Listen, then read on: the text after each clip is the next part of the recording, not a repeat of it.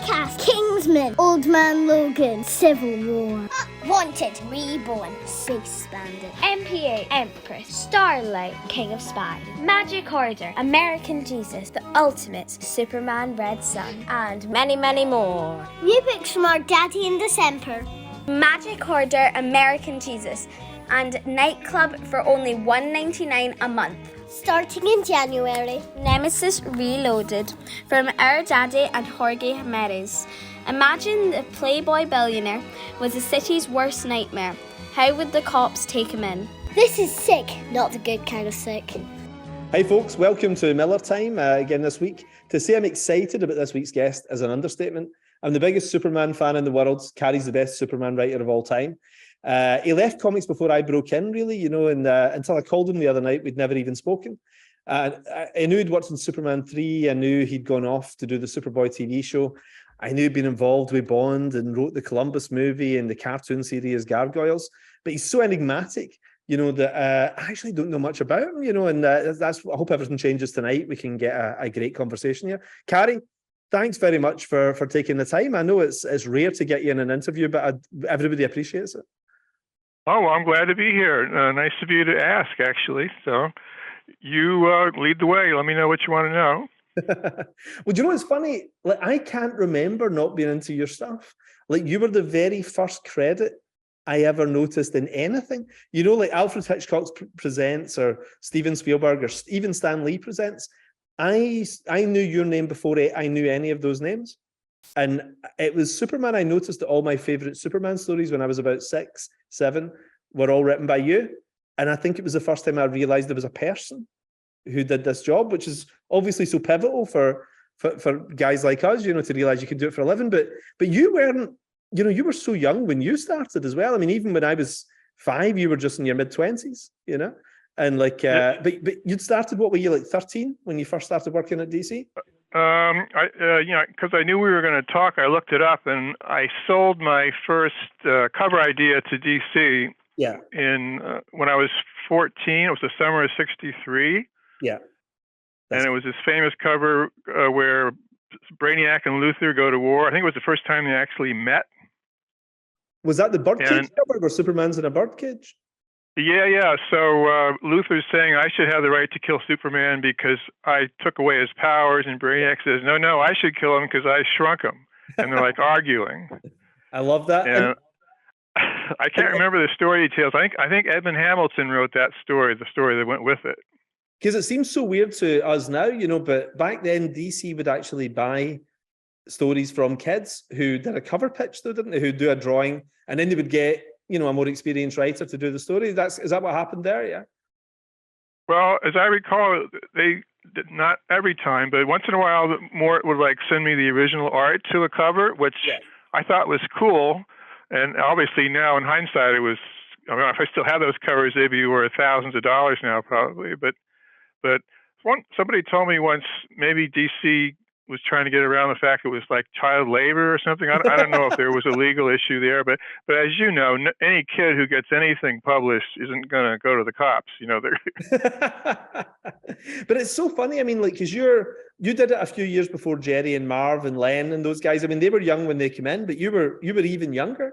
You were like Jim Shooter kind of age when you were coming in. But even before Jim, you were in their mid-60s, where they were all more kind of late 60s before they were making a living. You were even early 60s. But what made you think it was possible? Like, what? Because I think most kids when they read comics don't think, oh yeah, I'll do this. Like, what made you think you could achieve it at that age? Well, it was a gradual thing. I think like you, I wanted to be an artist originally. Yeah. And I wasn't all that good. I could do a drawing that I look at. How sometimes you use a grid pattern to reproduce something. Yeah. Okay, I could do that without the grid. I could just do it, by my eye. So I was pretty good at mimicking poses, but I couldn't draw figures on my own because I really wasn't an artist. So when I would come up with cover ideas, let's say I had a cover idea where Perry White's smoking a cigar and Superman's flying in the window, throwing a right hook. Yeah. I would have to go through dozens and dozens of comics to find the right pose of Superman throwing the right hook and the right pose of Perry smoking a cigar. and then I would redraw them and transpose them onto my cover. Hey, listen, I know professional artists who do this. So you're not alone. You're not alone. But I mean, because it's, especially back then, there was no convention scene. It's before Phil Suling and all that kind of stuff. You know, it was on newsstand. You know, what made you think this could be a career when you're a schoolboy? Like, that's so incredible to me. Well, I guess actually, if I went back to the beginning, it would be the George Reeve show, the Superman TV show, because that made an imprint on me when I was barely able to read, I think, and I just literally grew up watching it. And I think somehow I just transferred that enthusiasm to the comic books. Now, obviously, there's a world of difference between George Reeves and comics. I remember the first comic book cover with Superman I'm vaguely aware of was something to do with the giant ants are coming, and the cover had Superman, but he had the head of a giant ant, like he'd been turned into an insect. And that's typical of Mort, because, you know, a lot of times they would see whatever the big movie thing was at the time, and they'd say, oh, let's do our version of that. So I'm pretty sure that was around the time of that hokey sci-fi movie, Them, with Peter Graves, about giant ants. So that's my first memory of Superman comic. But then I just started reading them, and my father was an artist for an art agency, so I had an interest in art all along. And like I said, the art was the first thing that attracted me. And then when I started drawing, I said, well, what the hell am I going to draw? So I would have to come up ideas to support the art. You know, I just didn't want to draw a redraw of a cover that already existed. And then when I started getting successful at getting my covers accepted, you know, it didn't happen right away, but eventually a light bulb went off in my head and said, you know, why don't I try to write a story for this cover? Yeah. And I think the first one I tried, I submitted, it didn't sell. And now we're talking about my senior year in high school. And then the fall of my college freshman year, I wrote a story over Thanksgiving break. And I looked it up. It was the world's finest, called The New Superman Batman Team, and it was an imaginary story. And in this story, Superman on his way to Earth passes by a gold kryptonite meteor, so when he lands on Earth, he has no powers. And Clark Kent has no powers, obviously. And later in the story, the Kents are killed by a mugger, and so Clark Kent becomes Batman. So my story, Lex was Superman and Clark was Batman. and this was, you know, in the heyday of the imaginary story. What I love about these things, though, is those cover concepts is what makes you pick up the comic in the first place. You know, when you're a kid looking at a spinner rack, that's your advert, isn't it? Like Carmine Infantino was always big on that, wasn't he? Like, because he came from that advertising background. You know, he was like, you've got a second to capture the reader's imagination with those covers. And I think we've kind of lost something now, you know, for the last 40 years or so. We haven't had those covers that make you want to pick it up. It's just a pose somebody's standing in, a kind of generic pose. Well, it's good and bad. I mean, the good thing, like you point out, in the old days, Mort and Julie especially were proponents of this. Their whole philosophy was you've got to have a hook. You've got to have a cover that makes the kid want to pick up the book and buy it. Yeah. And because of that being their mindset, that was how I got in, because I realized I was pretty good at coming up with hooks.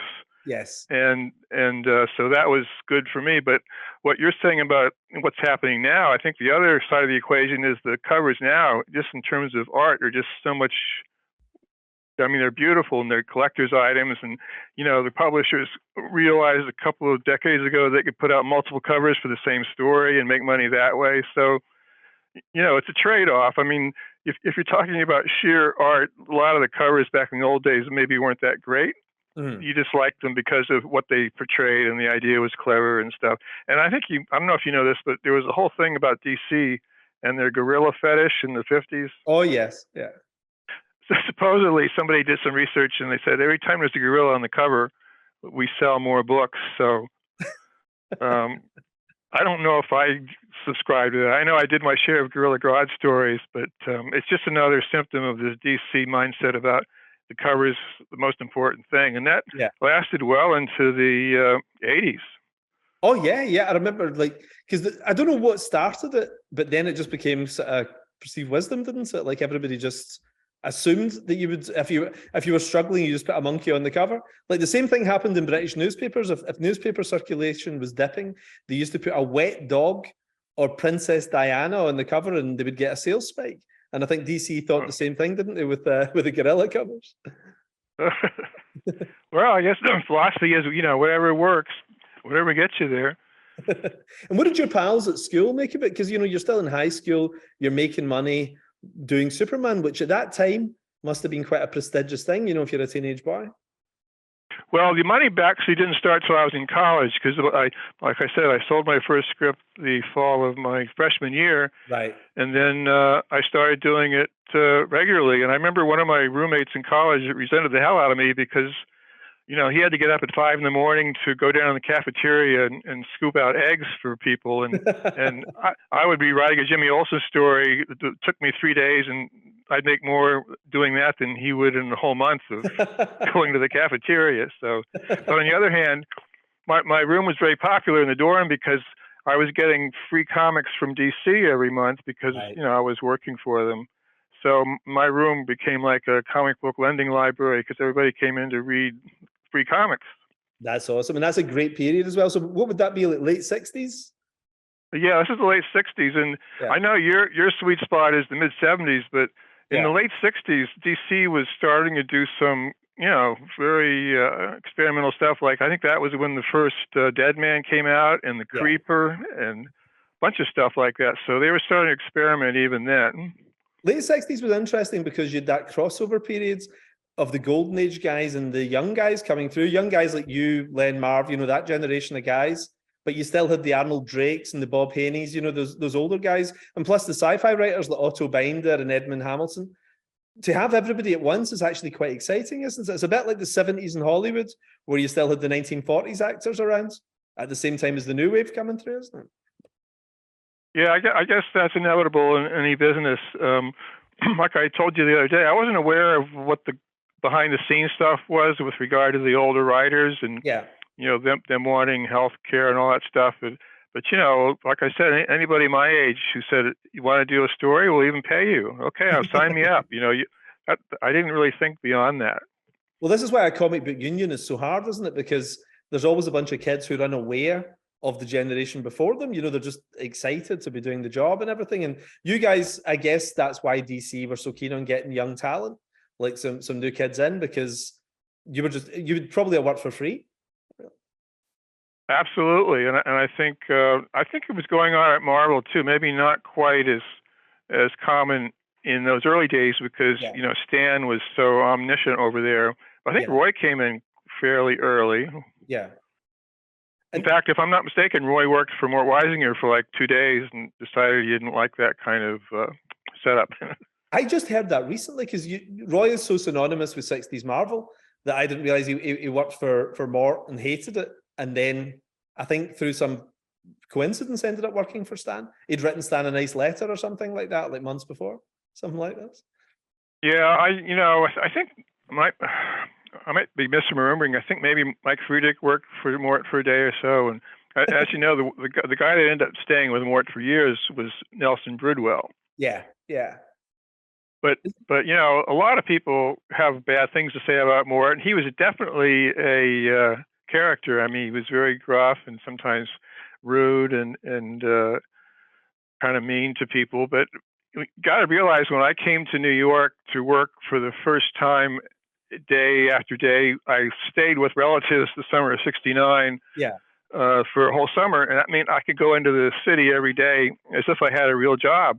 So I would see Mort every day, and he made me wear a tie because he didn't want to be seen with a kid, because he was super paranoid about stuff like that. I think he pulled the same thing with Shooter too, and Shooter probably even unsettled him even more because not only was Shooter younger than me, but he was like 6'7" or whatever, towered over Mort. So that must have been an interesting visual. But Mort for me was just like this.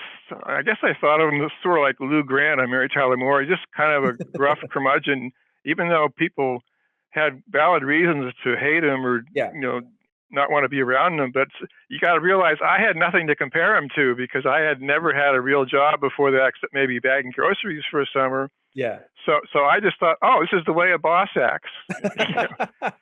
And if you're reading Spider-Man, I mean, that's the way Peter Parker's boss is. That's the way Perry White is. You assume that's Right, what an editor exactly. does, isn't it? And you know, I met Julie the same way, except Julie was more of what we call a curmudgeon. I mean, he was, with him, it was sort of an act. I mean, he was kind of gruff, but with a kind of a wink. You know, he was easier to get along with in general. But you know, so I guess because of my ignorance, I was able. I guess I was kind of doing a Zen thing with Mort and not realizing it, because anytime he would say something slightly insulting or whatever, I just kind of laugh. That's the bit. I mean, that would neutralize it so brilliantly. And how did you end up becoming quite pally with him then? Was it? Oh yeah, in fact, you know, Mort retired in I guess it was 1970. Yeah, and we stayed in touch, you know, for the next 8. He died in 78, I believe. But he'd call me up every couple of weeks, and we just talk about stuff. And you know, so I don't know how many other people can say they stayed in touch with Mort, but I certainly did. And as you know, Mort and Julie grew up together. They're literally teenage best friends. Yes. And what a lot of people don't realize is that, you know, Mort had a nice side to him too. Julie confided in me once. He said that when Julie needed to buy a new car, he would go to Mort, and Mort would loan him the money without charging interest instead of going to a bank. Yeah. Oh, that's nice. Yeah, that's not the usual story you hear, but so that shows you how close they really were. And he was also brilliant, wasn't he? I mean, Wiesinger's era of Superman is phenomenally good, and I didn't quite appreciate it as a teenager when I first read the back issues and the collections, but I read them to two of my kids over lockdown, and we burned through them. The kids absolutely adored them. So there was, I mean, all his stories were like fairy tales. There's a gentle side to him, obviously, isn't there? You know, it's a lot of the stuff is beautiful that he came up with, you know, and yet he seems this cantankerous guy when you hear about him. Well, I think back in those days, whether it was conscious or not, there was an attempt to try to write stories that could appeal to everyone. In other words, younger readers, but also you don't want to make it too puerile or anything, so you want stuff for the older readers. Yeah. And the other thing that I was told to do was, when you're writing a story, try to have an on-ramp in the story, so a reader that didn't read the last issue or the one after that, in other words, don't make it too obtuse so they can't get to the story. Sort of the opposite of the way it is now, where you have to go to Wikipedia just to find out what the hell's going on if you jump into a series midway through, you know. But that was something. An old school thing I heard was every comic is somebody's first, and it's such a good way of looking at it, isn't it? Yes, that's right. And in general, I guess the idea, probably more at DC than Marvel, was to make comics as accessible as possible. Because I think Marvel got into the heavy continuity before DC did, because as you know, DC had these, like, I think Jerry Conway called them fiefdoms, which is a good term, because every editor had their own in-house and their own stable of writers. And you know, back in the early days, I guess one of the exceptions, going back to the 50s, was in World's Finest. That's where Superman and Batman would be in the same book. Yeah. Even though their respective worlds literally had nothing in common. Mm-hmm. But I think Justice League with Julie was the first time at DC, since the 40s at least, where they tried to have characters from various editorial stables in one book, you know. And DC only gradually got into the continuity atmosphere that they're in now. It's so interesting to me that there's almost nobody around, you know, who was in those offices, because you were so young when you started. You know, you actually know the geography of the office, which is interesting to me. Like, was it Rockefeller Plaza whenever you started, or were you there before Rockefeller Plaza? Oh yeah, actually 2 buildings before. Back in the late 60s. Yeah. They were at a place called 575 Lexington Avenue. All right. Which I memorized, because I can't tell you how many times I'd buy a new comic, and, you know, at the bottom of page 1, there's the indicia where they say the office headquarters. Yeah. And that was blazed into my brain, 575 Lexington Avenue. So the first time I met Mort and Julie was the summer of '64, the summer of the World's Fair. And that spring I had drawn up 40 covers, 20 for Mort and 20 for Julie. Oh my God. And so I go up to the office. My father took me to the office and said, "Okay, you're on your own." And so I went up there, met them for the first time, and I had an hour meeting with Mort, showed him my 20 covers, an hour meeting with Julie, showed him my 20 covers. and that's how we met. And I think out of those 40 covers, maybe 6 or 7 were used. I mean, that was when I was starting out. I got gradually better as the years went on. But anyway, I saw 575 Lexington Avenue for the first time in real life, and it was just like, I can't describe it, because it's like seeing this thing come to life that you only read about. I know what you mean. It's a bit like seeing Kryptonopolis or something, isn't it? It's like, it's one of those things you don't imagine as a real place because it was only in a comic book. I did the same thing. The first time I went to New York, I walked around DC's old addresses that I knew, like Fifth Avenue, Rockefeller Plaza, that kind of thing, because I thought, what are they going to be like in real life? And it's quite cosmic, isn't it, to see something that almost feels imaginary? Oh, sure. I love the 75 Rock days, because back in those days, it's way before 9/11, obviously, but yeah, Rockefeller Center had a very complex underground maze where you could literally go downstairs at the DC building and go all the way over to like 46th Street, totally underground under Rockefeller Center, and that lots of shops and restaurants, magazine stands, whatever. Oh my God! So when the weather was bad, you could just literally stay underground if you had to go somewhere 4 or 5 blocks, away. That's what was the layout of the office when you were in there then? So who was there? Would that be Bob Kanigher, George Cashton, those guys, as well as Wiesinger and Schwartz and everybody? Who was the kind of, was Joe Orlando there? Was Dick Giordano? Well, Dick Giordano's first one at DC was probably then as well, wasn't it?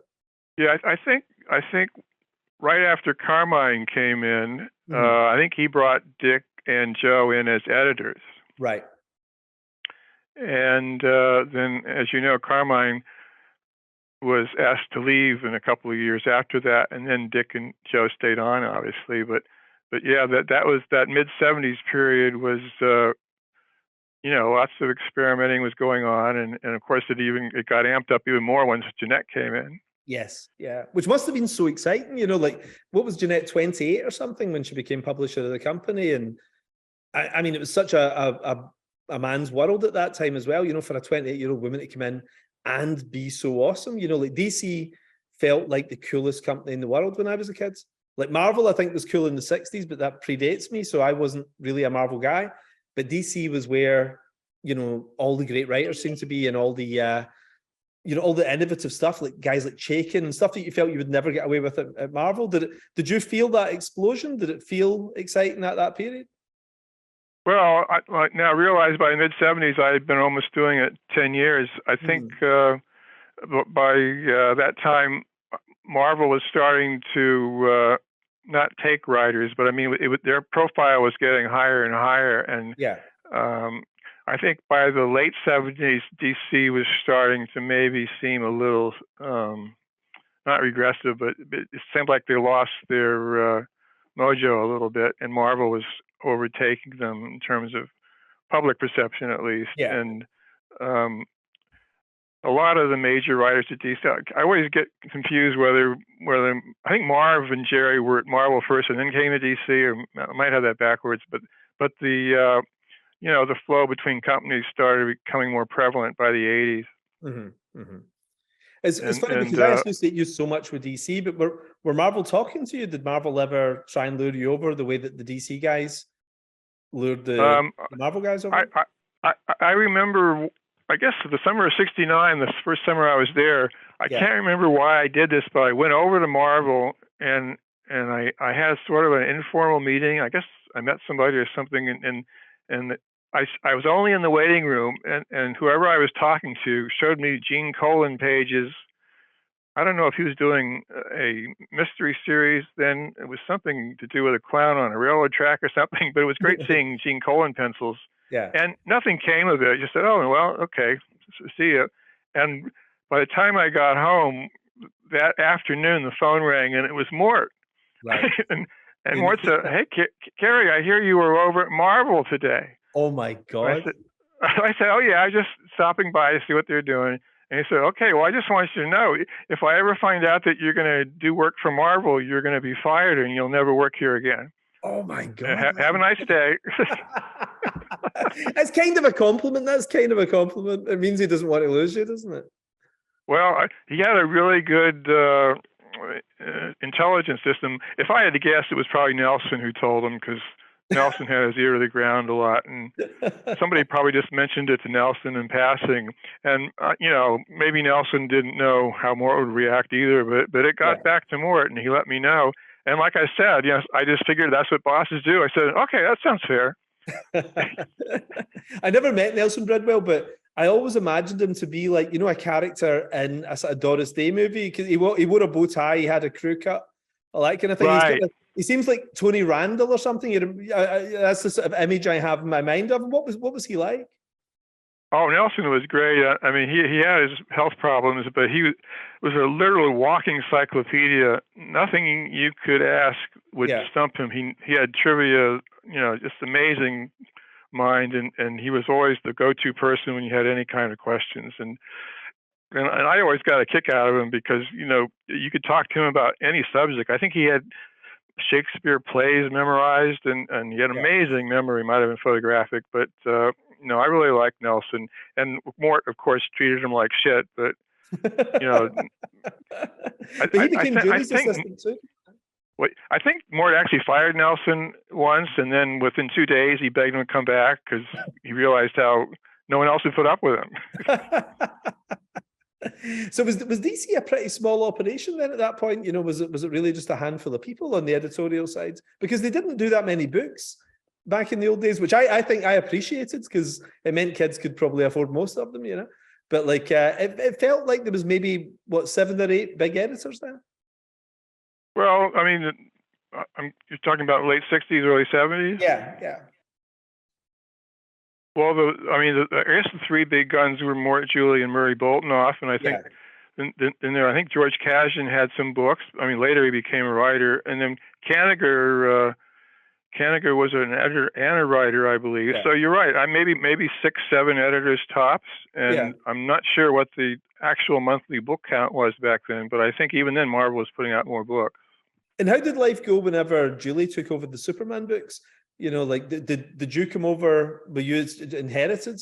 Did you and Julie already have a relationship? What happened there? Well, that was kind of bumpy because, I worked almost exclusively for Mort, except I did do one story for Julie early on. It was my first Flash story, Flash Factor Fiction, which actually introduced Earth Prime. Yeah, it's an awesome story. Awesome. I love that. So that was your first ever story for Julie?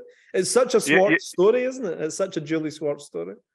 Yeah, I have this theory about certain ideas. I think I call them like golden ticket ideas or whatever. But there's some ideas that are just so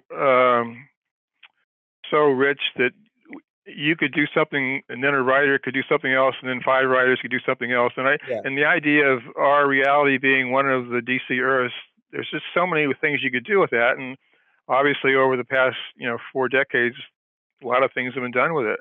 I've used that in nearly every story I've ever done. Honestly, if you look through my back catalogue, it's half of them of that story. So. but I think another story I did much later was Last Family of Krypton. That was a Elseworlds series in 2010, and I loved it. And in that miniseries, it was what would have happened if Jor-El and Laura had come to Earth with baby Kal-El, and the entire family grew up on Earth, sort of like the Fantastic Four family, totally in public and a big skyscraper and everything. And again, I think that's an idea that you could give to 10 different writers, and they could come up with 10 great stories, totally different, but just based on that, kernel of an idea. But I think you're so good at that, Cary. I think your real strength as a writer is that simple concept, which is always the hardest thing to do. But all my favorite Superman stories are all you, because of that. Things like Clark Kent giving up being Superman, Superman giving up being Clark Kent. That amazing 4-part story. They were the first Superman comics I ever read when I was a kid. And weirdly, I actually couldn't read at the time. I was just looking at the pictures and I was guessing what was happening in the story. And I remember thinking for about a year that Superman and Clark Kent were 2 different people because the covers had both of them on the cover, So it shows you that Superman's secret identity actually works, doesn't it? That I was fooled. So when I found out Clark Kent was Superman, I was like, what the hell? You know, like Oh, wow. I was like a guy in the Daily Planet who was completely fooled, you know. But you know, all like Lex Luthor becoming a good guy, that amazing 3-parter that you did, I love that. The return of Jonathan Kent, you know, the miraculous return of Jonathan Kent. Really nice, simple ideas, but they stay with you forever. They're like fairy tales, you know. Yeah, I mean those didn't come along often, but when I got one, I said, okay, I'm gonna try to really milk this because those are the ones people remember. I think you're right. A lot of this stuff, just gets fallen by the wayside, and probably just as well. I mean, one of the stories I've always gotten some criticism for, to put it mildly, was a story called Clark Kent's Minor Dilemma. I don't know if you know that one. What happened to that one? Clark's next door neighbor goes on vacation and she has a minor bird and she wants Clark to take care of it. Oh, was this drawn by Dick Dillon? No, I think it was either Dick Dillon or Kurt Schaffenberger. I think it might have been Kurt, but the idea is that one day the bird's there and he sees Clark take off he sees Clark change into Superman and jump out the window because he had to go somewhere. Yeah. And it's a talking minor bird, and so the bird starts squawking, Clark Kent is Superman, Clark Kent is Superman. and Superman had a real problem. Now, obviously, he wasn't going to kill the bird and eat it. He had to do something else, right? So what he did was he sewed up a giant minor bird suit and dressed as a giant minor bird and charged into the living room and scared the shit out of the bird. And the bird never spoke again. So that was his solution. But that's that's something you're not going to see that in a movie anytime soon. No, if and to make it worse, to do a really horrible pun, minor dilemma, just so that story has come back to haunt me several times. Now, if they were doing that story, they'd have Superman just wring the bird's neck. Wouldn't it? They'd just have Superman kill the bird. That'd be the surprise at the end, you know. But it's funny, the guy I associate you with most in terms of a partner is obviously Curt Swan, because you guys worked for decades, literally 2 decades together, you know. But I know now as an adult working in comics that quite often you'll never meet the people you work with, you know, because you're working remotely, you send it into an office. You know, when did you guys hook up? I mean, when did you ever actually see each other in the flesh? Well, I would run into all those guys just incidentally. Like I'd be coming in to deliver a script, and Kurt would be there picking up pages, and so that's how we would meet. Actually, one time Kurt and I flew on the Warner's jet because in the mid '70s, that's the first time. I don't know if you're familiar with Metropolis, Illinois. Oh, I've heard of it. I know it's adopted Superman, kind of, hasn't it? Yeah. Yeah, it's a little small town in Illinois that for whatever reason is named Metropolis and got a lot of publicity because of that. And in the summer of '72, I think DC went out there. It was me, Carmine, Curt Swan, and I think the guy who ran Warner's at the time, Sarnoff, and so we went out there and we were at this big dinner. And so that's the first time I actually spent time with Kurt away from the office. Yeah. But him, Kurt Schaffenberger, Irv Novick, I would see quite a bit up there. But it was all just, casual encounters in the office. Like, because those guys are a good 20, 30 years older than me, it's not like we had a hell of a lot in common. But what kind of people were they? I mean, could you sit and have a beer with them? Could you sit in the evening and chat? There was some of that. Most of that was with Elliot and I hung out a lot back then, and then when the new wave of so-called new wave writers came in, I think there was more fraternizing. I think the older writers, they all had families and probably I don't think anybody lived in the same area. A lot of them came in from Connecticut or Long Island or New Jersey, and so I can't say how much fraternizing went on, but I guess also. Those guys, it was less of a fan kind of situation and more like a job when they were breaking into the business, wasn't it? So they were just at home all day working on pages, I guess, weren't they?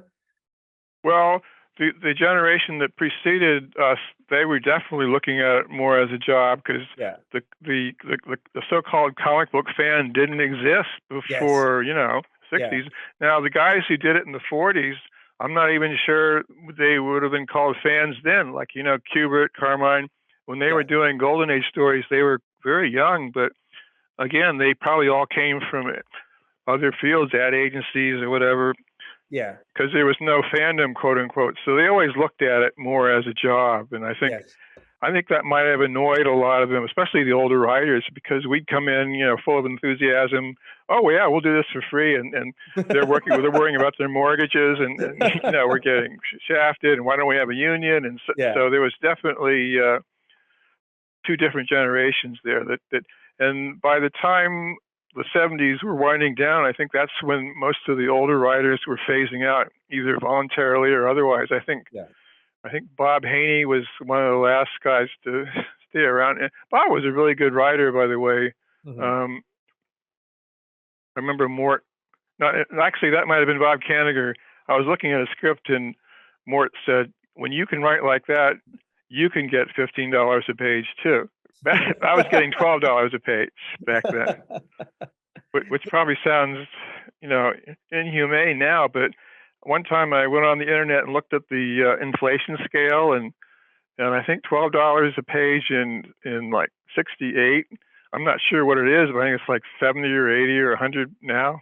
So, and especially when you're that age, I mean, that's a ton of cash, isn't it? If you're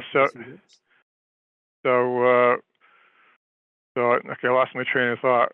And how long did a script take you in those days? Because I'm always fascinated by this. I take forever to write anything, but I'm always amazed that I talk to friends who hammer out a script in 2 days and everything. Like, what would back then stories tended to be about 16, 18 pages, didn't they? Because you'd have a backup strip in the comic as well. Like, yes. Actually, backups were very common when I started out, and I think most of the writers in my generation probably started out doing backups, and that didn't bother me much because actually, and you probably know this as well, doing a backup story in many ways is a lot harder than doing a full-length story. Yeah, because you've got to do everything you do in the longer stories, but you've got to do it in a kind of condensed way. It's boot camp for being a writer, though, isn't it? Like in the UK, there was a comic called 2000 AD that all the really good British writers all started on. And you had to do 2 years doing science fiction short stories, 3-4 pages long. But it taught you how to construct a story with a beginning, middle, and end. You come out of it ready to do a story. Like suddenly having 100 pages or whatever just seems like an epic then. Absolutely, but when you master the 8-page story or even shorter, then you're more adept at doing the longer stories. Yes. And it's sort of like the antithesis of what's been called decompression, where you have a story that used to be done in 20 pages stretched out over 5 issues. So we've gone from one extreme to the other. But it's funny because I guess it was, when I look back on it, people being trained up before they were given a regular gig. Although you were thrown right in there, weren't you? But like the Marty Pascos and all those guys, they all seemed to be doing backups for a couple of years before they were given a run on Superman or whatever.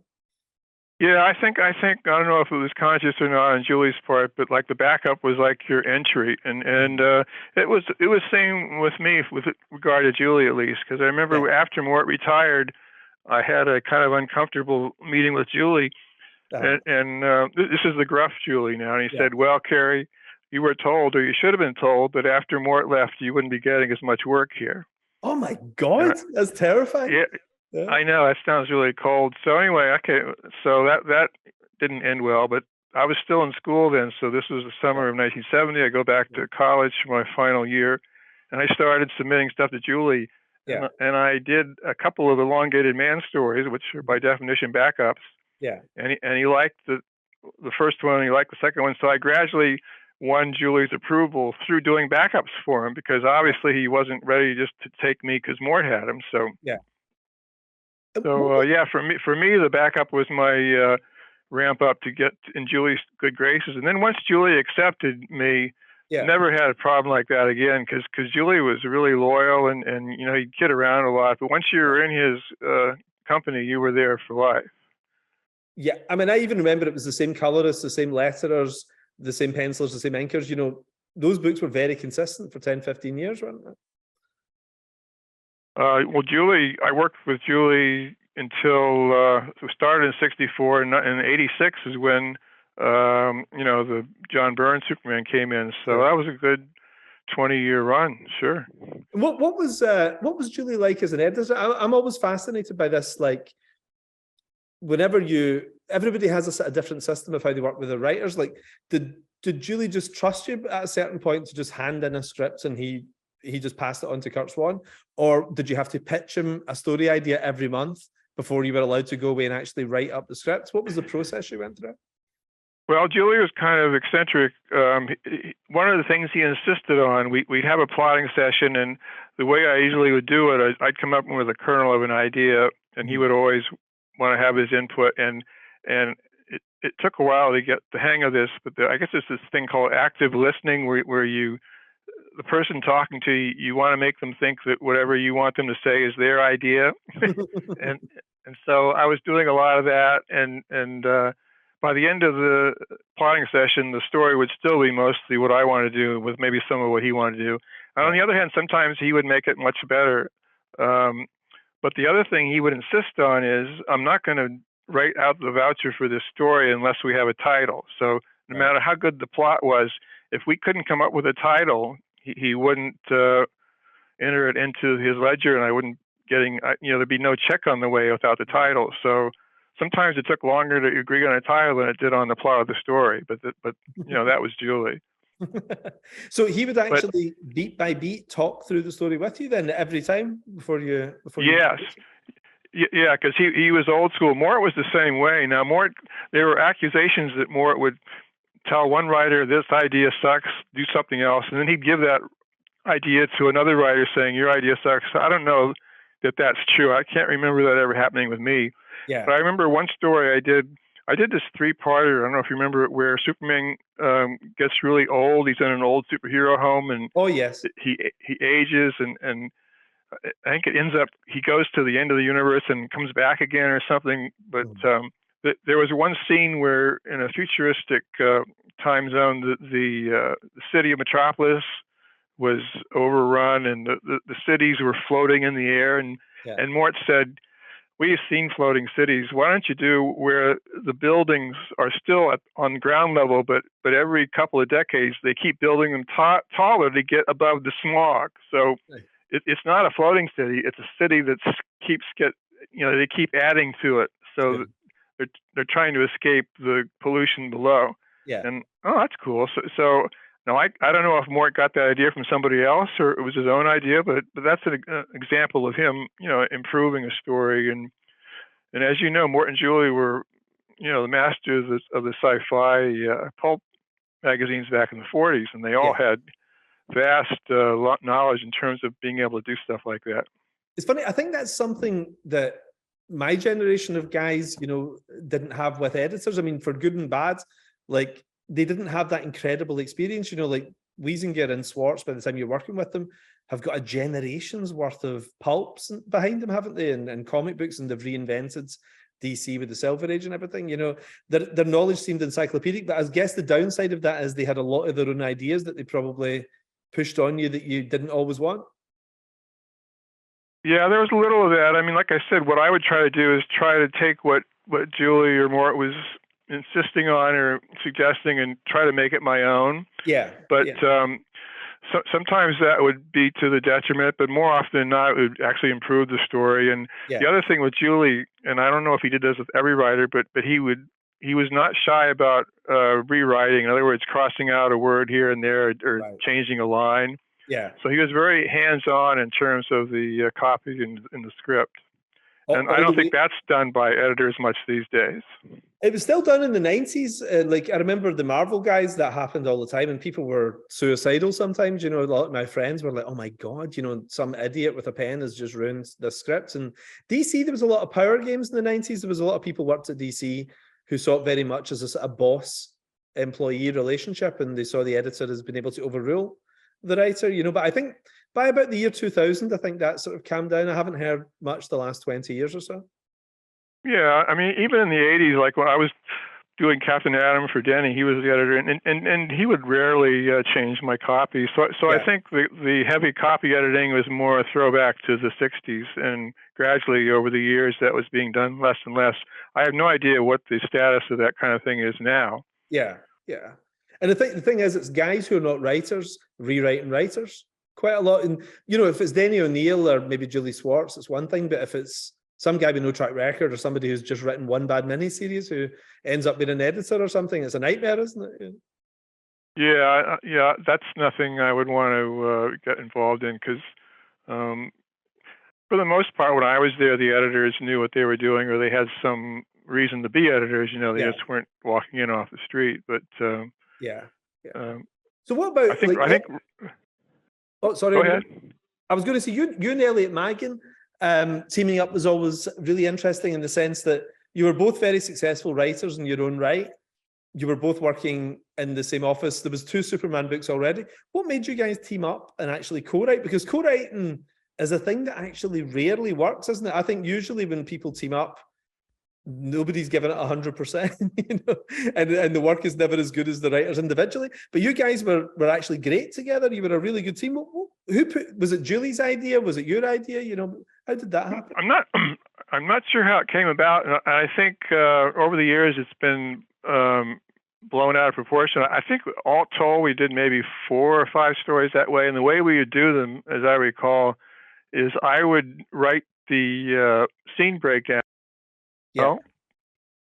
And then I'd give it to Elliot, and Elliot would do all the dialogue. I mean, we'd agree on a general plot up front. Yeah.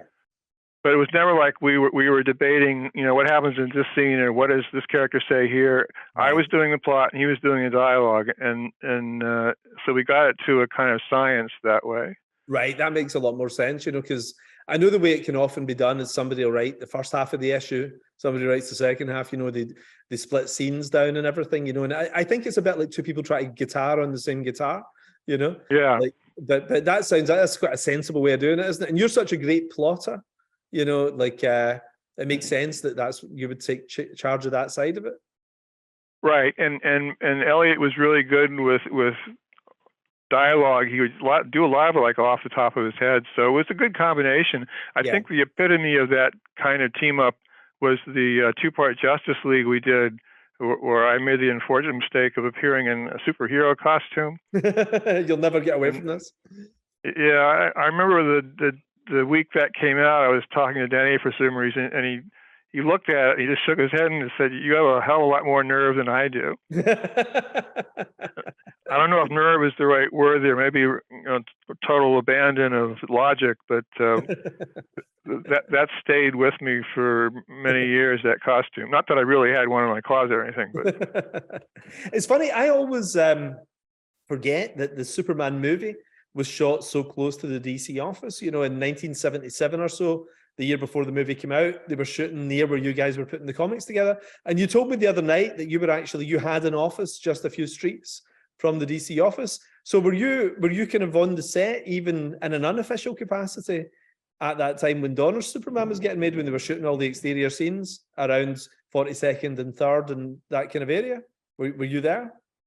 Well, I kind of wrangled a way to get on the set. I think I offered to do a like a letter page or maybe for the DC fanzine that was being put out. Anyway, I got Saul Harrison to agree to let me be on the set so I could write something that would be published. So the best memory I have of that shoot was the night of the blackout in New York. Mm-hmm. We were in Brooklyn Heights, and there were like 100 people there.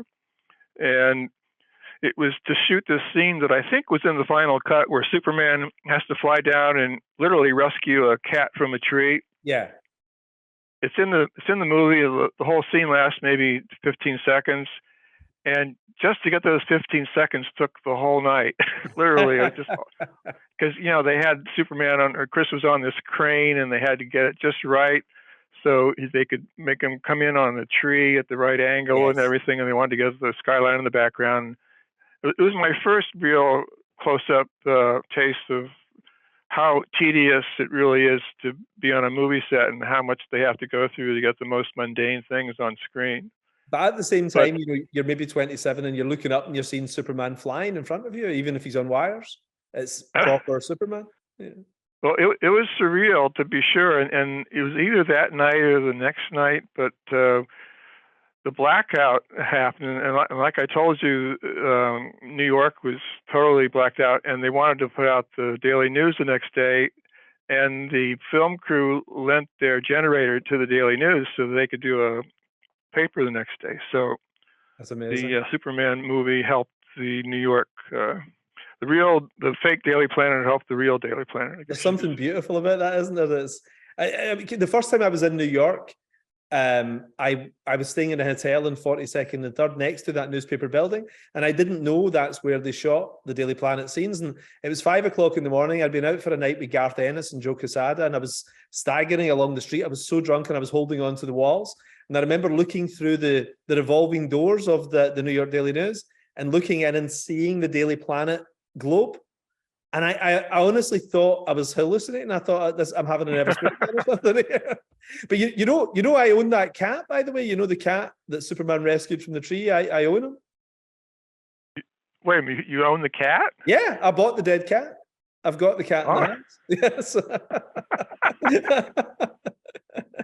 Somebody was selling that cat on eBay about 16 years ago. And I bought Christopher Reeve's, one of his capes from Superman 3. And on the same day, in a moment of madness, I bought the stuffed cat as well. So this was the actual cat, like a taxidermy got it? And now, is there a chain of custody? Is there a way you can prove that's the actual cat? There was actually, it was a really legitimate seller, and I got a certificate of authenticity and everything, you know. And oh, wow. So it's, that's sitting pride of place in the piano in our house. My house is starting to look more and more like Lex Luthor's lair, you know, from Superman the movie. So, so it's funny though, because that idea of you writing in an office in Neil Adams continuity comics in New York, DC Comics being produced a few streets away, and then Superman being shot. I mean, that's like a beautiful Bermuda Triangle, isn't it? That must have been quite a magical time to be doing the job. Oh, yeah, it was. The original Continuity Studios was on 48th Street, just off of 5th Avenue. So it's like literally the center of Manhattan. And, Rockefeller Center was right across the street. And those days in Continuity, I was the only writer renting space there. Everyone else was artists. And everybody who was in town delivering assignments at DC or Marvel, they'd all come up to Continuity to hang out and, shoot the shit. So it was like literally being in the center of the business. Was it quite a cool scene? I mean, was it fun nights out afterwards and everything? Yeah. Oh yeah, it was. The Continuity years that were the best were the ones on 48th Street. In 1982, there was a fire in the building. I think there was like an Italian restaurant on the ground floor or whatever, and Neil had to move, or there was some suspicious talk about the fire not being accidental or whatever. They wanted Neil to move, and he was the last holdout. Yeah. And he got a huge sum of money at the end of the day to move. Yeah. And that was the same week that I was going to London to consult on Superman 3. And when I came back, he had relocated to 45th Street, which is where the second Continuity Studios was. Right. But it wasn't quite the same because there was some magic about the 48th Street. Because that was prime real estate, and of course the reason they wanted to get him out of there is because they put a giant ugly skyscraper in that area. So it was like the last of those kinds of buildings in New York. I mean, now New York has these obscene mile-high needle skyscrapers, so it's totally different. But like we were saying the other night, New York supposedly was like really dangerous in the 70s, but as far as I was concerned, it was great. I didn't see any of that. I never got mugged between DC and Marvel or Continuity. Maybe you're just a badass. Maybe you're just too dangerous looking. Well, it was whatever reason. I know I only have good memories. Sometimes your memories get clouded over the years, and you think things are better or worse than they were. But for the most part, it was all good. I mean, the pressure was kind of relentless because you had to keep writing, and I think at any given week I was always doing 1 or 2 stories. So it wasn't like there was a lot of downtime. And at one point I was also doing a couple of newspaper strips. I was doing Lone Ranger and Buck Rogers for the New York Times Syndicate. Yeah. And that was kind of dicey because doing 2 weekly strips and 3 books, that's a hell of a load. So I think anything over 2 books a month, I think my mind starts to go. I'm always amazed at guys that can do 4 or 5. Like any level of quality, I can't go over 2. Yeah, well, in later years, when I was doing Captain Atom, with Denny, Greg Weissman was the assistant editor, and we got along really well, and he was helping. So at one point, he became like the co-plotter. So I would do the writing, but it was sort of like with Elliot, except the difference here was he was consulting on the plot, like on the phone, and that was helpful because I just had doing so much. I was doing Silverblade with Gene Colan, and I was also doing a thing called Videojack with Keith Giffen, and they were 2 really labor-intensive books because I guess you remember the implosion at DC, or the whatever they call it now, when John Byrne came over and they redid Superman. Yeah. Well, I had these long runs on Superman and Flash. I think 20 years on Superman, 15 years on Flash, and they were both ending at about the same time. Yeah. And I remember being called into Dick Giordano's office, and it was me. Who else? Might have been. I don't think Carmine was on the premises, but whoever was doing Supergirl at the time, and a couple of artists. I think Kurt was there too. Yeah, he was there because he was a Superman artist. Anyway, Dick was very grim, and he said, I have some very bad news. And it's like somebody announcing the death of a family, And what Dick was telling us was, Supergirl and the Flash are dying in Crisis, and they're giving us like a heads up. So I had to literally start from scratch. It was almost like starting over again with Port and Julie. I had to create books for myself because the 2 books I had spent all these years on were going away. So it's interesting because I was going to come to this later, but like Videojack feels like a thing about 5 to 15 years ahead of its time as a concept. Like The Last Action Hero kind of did something very similar as a movie like a decade later. The idea of somebody going into alternate realities and jumping around among them, inside MTV. Like it felt almost like it was too early for it. You were a few years ahead of time with that. It was such a cool concept. Yeah, I thought that too. I think MTV, for whatever reason, was partly inspiring for that, and I think Keith Giffen showed that in the art. And as you might remember, we had rotating artists doing the different genres, so it was never just one artist. And I think you're right. The concept was a little ahead of its time, although the title was very retro, Videojack. Yeah. That's like calling something an RCA jack. It wasn't current even then, but it just fit the concept because the guy's name was Jack. And he was jumping in and out of video worlds. I've always been fascinated by meta things. Yeah. I did a Flash story in the early 70s, Flash in Cartoon Land, where Abracadabra sends him into literally an animation world, the kind of world where when Flash runs off a cliff, he runs in midair just like Daffy Duck would or whatever, and it was a bizarre concept and kind of silly as hell, but Herb Novik pulled it off. But meta stuff always fascinates me, and it was fun to do that kind of stuff. I guess, I see how many people you've influenced, doing that type of stuff, because by the 90s, audiences accepted that, didn't they? Certainly the last 20, 30 years, audiences could handle it to the point where we even have it in Marvel movies now. From Roger Rabbit through to the Marvel movies, people can sort of accept somebody hopping between dimensions. But in 1986, it was still just a little early, wasn't it? And Silverblades, I thought, there was a lot of similar sort of themes there in your DC book, Silverblade as well, but it's, again, that warping between reality and fiction.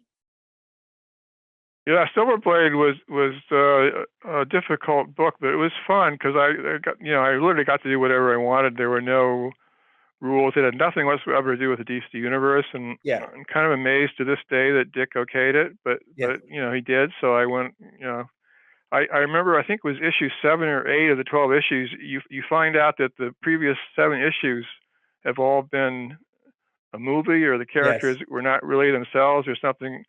But it was one of those things when Denny heard, he said, it was almost like taking LSD because it just totally redefined the whole book. And by the end of the 12 issues, you get back to reality. But it was fun just to be able to do that kind of stuff. And of course, it was great working with Gene Colan. Oh yeah, it's a beautiful looking book. Klaus Janson inked that, I think, didn't he? Yeah. As you were saying, most of my stuff with Julie and more were with the old school artists like Kurt Swan or Kurt Schattenberger or Irv Novick. I didn't get to work with the so-called fan favorites all that often, but Gene Colan was obviously one of them, and Keith Giffen, of course. And well, Giffen and you were great together because, like you say, I always think of you almost in a Norman Rockwell style. You know, it's that classic Americana. You know, because you'd Kurt Swan and Kurt Schaffenberger and guys like that. But Keith Giffen was absolutely cutting edge at the time, wasn't it? You'd never seen anything like him. He was bringing sort of Latin American and European influences into his work. Right. I got to work with Neil a couple of times. He did a World's Finest story, and I think I did an El Diablo with him. Yeah, the World's Finest story is great. That's the Superman Batman Revenge Squad story, I think, isn't it? Yes, that was another one, right? Yeah. Although I'm not sure I was the writer on that. I might have been. Oh, I'm pretty sure you were. I think you did that one because if I remember right, it was actually a really cool idea. It was somebody figuring out that Clark Kent and Superman both have the same voice pattern. You know, because it's like a fingerprint, you know, so you can, so they were blackmailing Superman. And I thought that's pretty cool. Yeah, that was early 70s, or no, that was late 60s. I got to work with Neil again. As you know, I did a James Bond treatment in the early 70s, and for whatever reason, Neil agreed to do storyboards for it. Oh, really? And a cover. Right. Yeah. So it really made the treatment much better because his art was on it, and it was for Moonraker, and they finally bought it, but it was an arduous path getting there. I think you want me to tell you how that happened? Because we talked the other night about that odd connection. You know, there's the Superman Bond parallels that run through Pinewood and everything. There's all these connections, but you're a huge link between the two things, aren't you? You know, so because I know the Moonraker thing was actually before you were working in Hollywood at all. I mean, this is what you're talking early 70s when you pitched Moonraker, yeah. Yeah, Moonraker was 72. Even that early in my DC career, I was always looking to do something else, not give up comics, obviously, but I guess I was trying to look at comics as a day job, although I was kind of presumptuous to think I could even do that. But for whatever reason, I decided I was going to do a James Bond movie. Yeah. So one night I'm watching a talk show. I think it was Merv Griffin, and Patricia Neal was on the show. Yeah. And she was married to Roald Dahl at the time. Right. And she mentioned her house in Great Missenden in Buckinghamshire. And a little light bulb went off, and I said, "Oh, now I know where Roald Dahl lives." So I wrote a letter. And I addressed it to Roald Dahl, Great Missenden, Buckinghamshire. That was it. I didn't know what the equivalent of area codes was back then. And sure enough, he got the letter. And not only did he get it, he sent me a letter back saying, I guess what I asked was, I'm doing this treatment for a James Bond movie, and you're the James Bond writer, one of them. So would you look at it and give me a review? And he said, I'll be happy to. He couldn't have been nicer. That's amazing. Because he's got that reputation as a little bit grumpy, cantankerous and everything, but he was a sweetheart then. He really helped you out then, yeah? Yeah, he did. I'm not, to this day, I don't know exactly why, but I sent him the treatment, and he read it, and he said, I like it, and I'll talk to Cubby about it. Wow. And nothing happened for a while, and I ended up going to London because I wanted to see Cubby, and I wanted to see him. And so when I got to London, he invited me out to Great Missenden and his house, and we had dinner. Patricia Neal was off on location by then. I didn't get to meet her. Yeah. But so he took me. We had dinner, and after dinner, he took me to the train station and went back and whatever. And then for another year, nothing happened. And then finally, for whatever reason, Cubby engaged United Artists, who were the producers or the release people.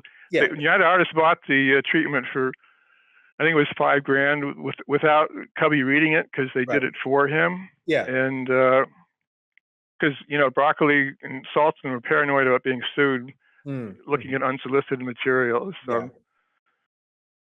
So they bought it, and the gist of my plot in Moonraker was that the Spectre had nabbed a nuclear sub and taken into Loch Ness because there was this old wives' tale that Loch Ness was connected to the ocean via underground tunnels. I do believe that, by the way. Well, who knows? It might be true, but it occurred to me that you could have a plot where the Spectre takes the sub into Loch Ness, and then from Loch Ness, you could hit anywhere in Europe with a Polaris missile. So that was the gist of the plot. Right. And as you know, Spy Who Loved Me had a hijack sub as well. Yeah. And to this day, I don't know if that was because of me or it was just synchronicity or whatever, but for whatever reason, a nuclear sub was in James Bond's future. And it was an obvious way to go because they had done everything else at that point. That's amazing. Do you know, I didn't know that. I didn't know. I mean, my mind's blown. There's so many things I want to ask you. Like the idea of you and Roald Dahl hanging out is the most awesome thing I've heard for ages. I love this, you know. So you were up at his house just sitting chatting for how long were you with him?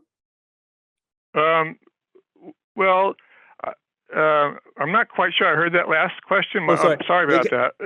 How much time did you spend with Roald Dahl when you came to his house?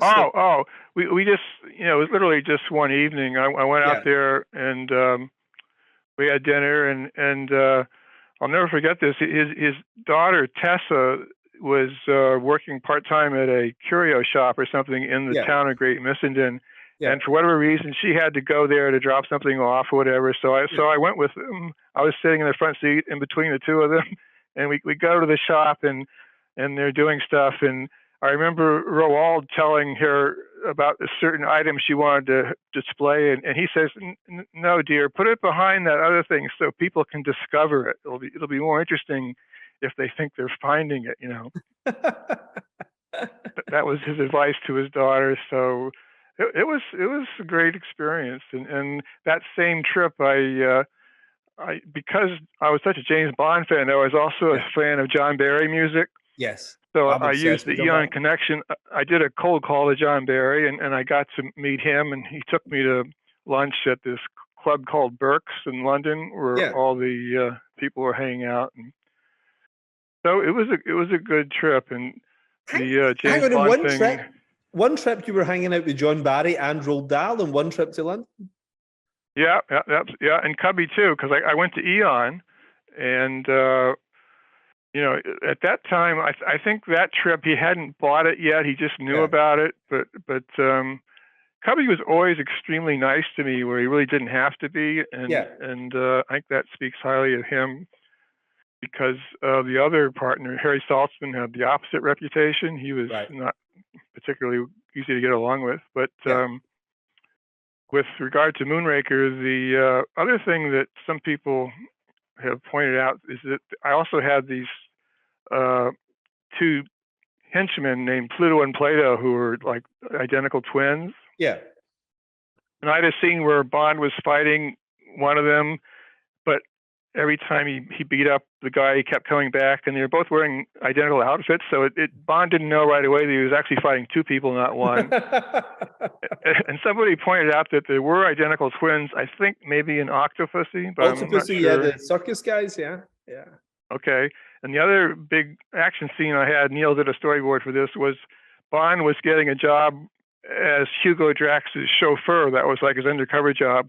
Right. So he was driving Hugo's Rolls Royce, and unbeknownst to Hugo Drax, Q had supplied him with an identical Rolls Royce, except one alteration. The Rolls Royce was built to split in half, so that if Bond was in the front seat and suddenly Hugo Drax is onto him, he can just engage the decouple or whatever, and then drive off with the front half of the Rolls and leaving Hugo Drax and his henchmen behind him.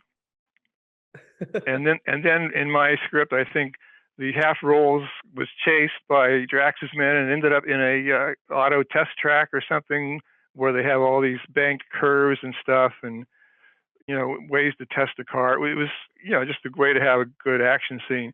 And then I think in View to a Kill, right? That's when Roger Moore is in a car that isn't built to split in half, but I think he gets sidebarred by another car, and the car does split in half.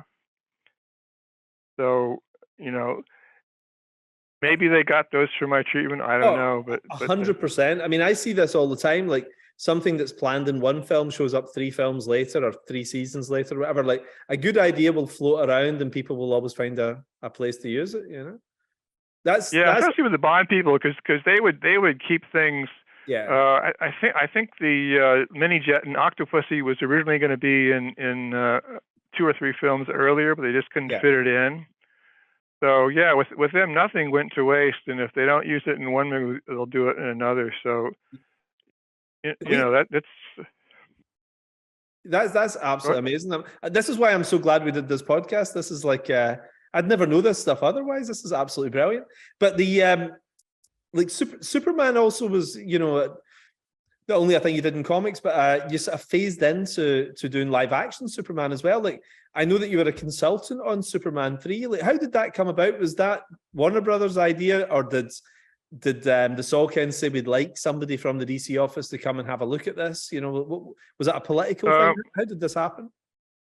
It was because let's see, Superman 3 was 3/4 of the way through filming, and Warner's was due to give them another payment, but contractually they would only Salkind would only get the payment if they met the stipulation that Warner's had script approval.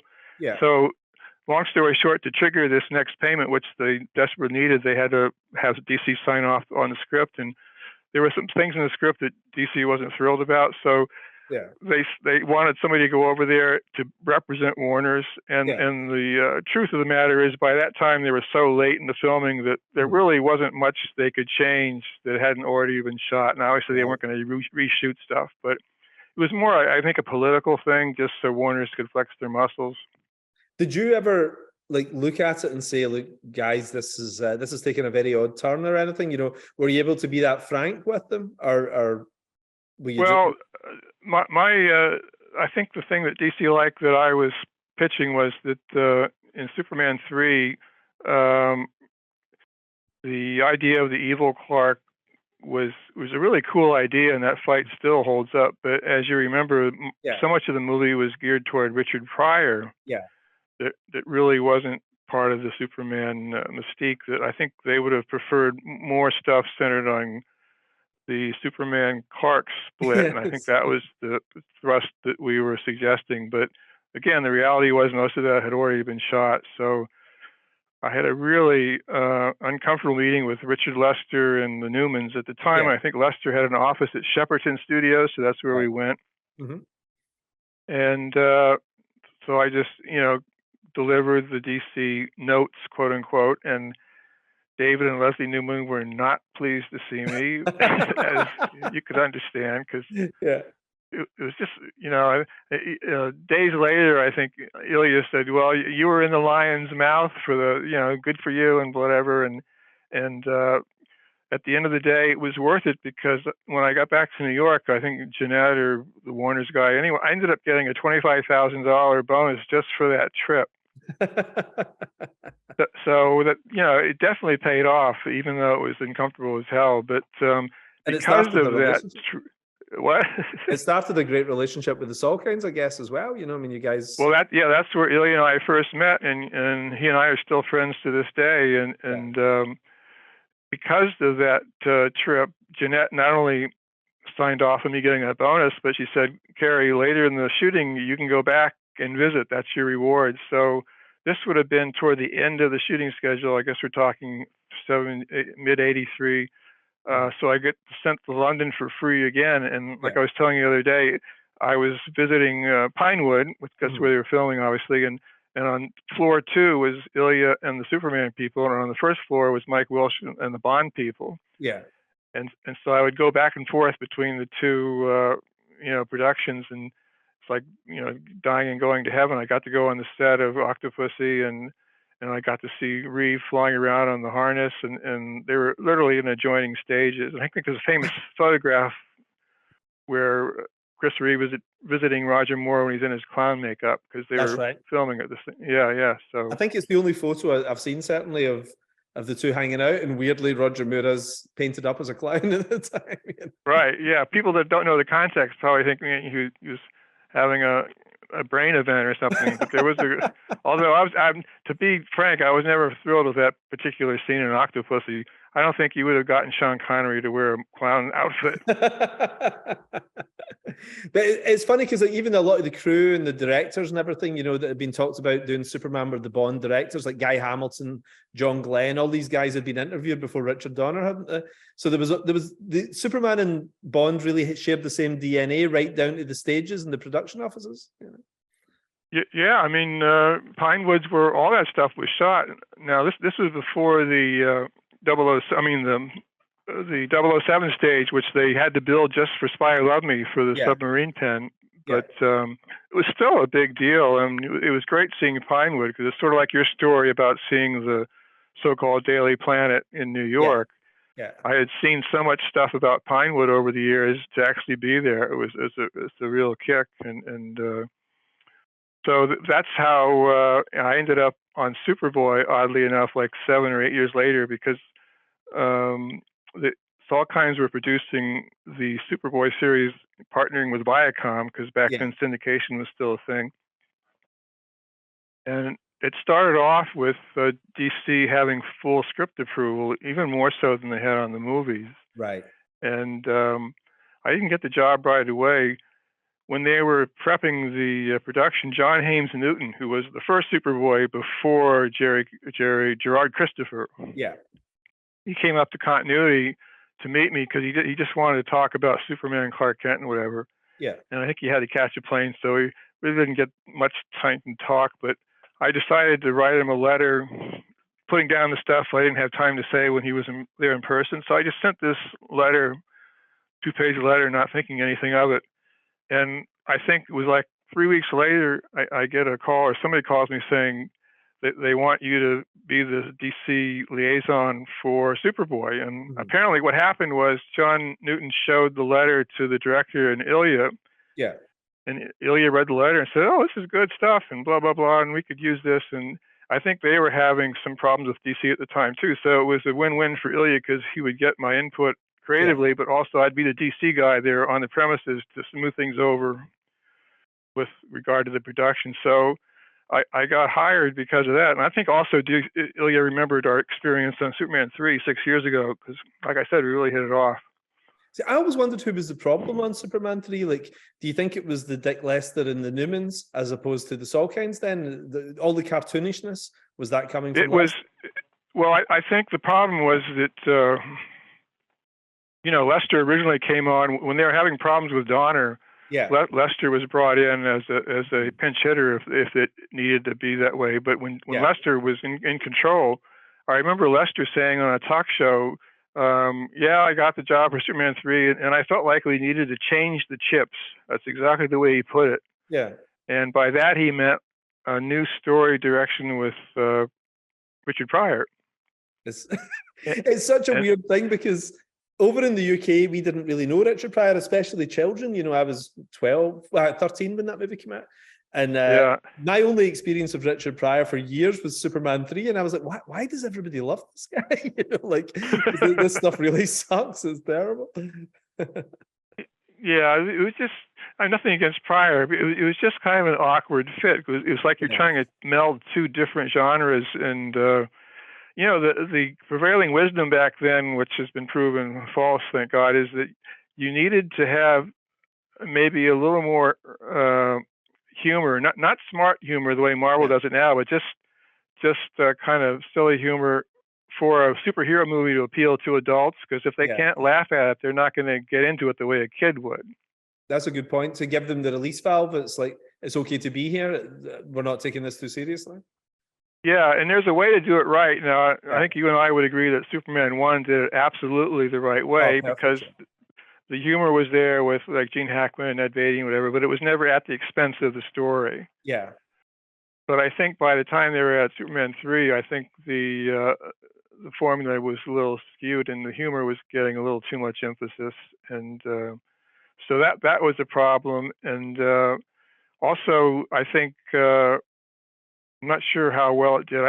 Superman 1 is a huge hit. Obviously, Superman 2 was a huge hit. Superman 3 had decent box office, but it wasn't like the first two. Yes. Yeah. So, that was sort of why when I got to do my version of Superman 5, they were open to a more science fiction oriented comic book centric plot, because the Superman 3 experience might have let them realize that, it kind of diluted the formula a little bit.